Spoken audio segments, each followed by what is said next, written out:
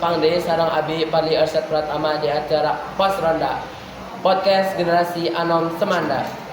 Di dia Abi jeung rarencangan Abi bade podcast tentang babat aki sayang hawu jeung dongeng talaga warna. Di dia aya Alfa sareng A Amboina. Dilajeng langsung ka patarosannya. Anu kahiji Alfa naon isi tina babat aki sayang hawu Nyaritakeun asal usul jeung perjuangan aki sayang hawu ka masyarakatna. Anu kadua kumaha alur carita dina babat aki sayang hawu Maju kronologis dimimiti alur nepi ka manfaat ka masyarakat. saha wae palaku dina eta babat. Pelakuna nyaeta aki sayang hawu keluargana, masyarakatna jeung tokoh adat.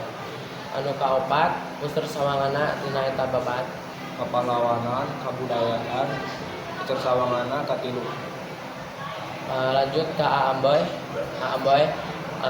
Anu kahiji naon isi utama tina dongeng Talaga Warna.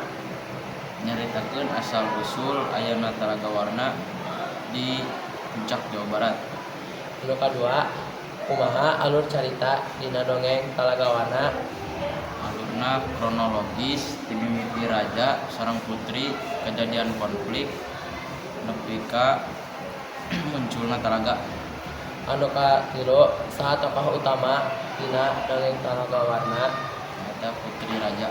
Anu kaopat unsur sawangana dina dongeng Talaga Warna.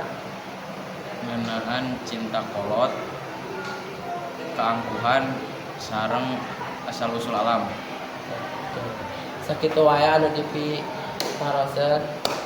Mohon maaf jika aya kalepatan. Wassalamualaikum warahmatullahi wabarakatuh.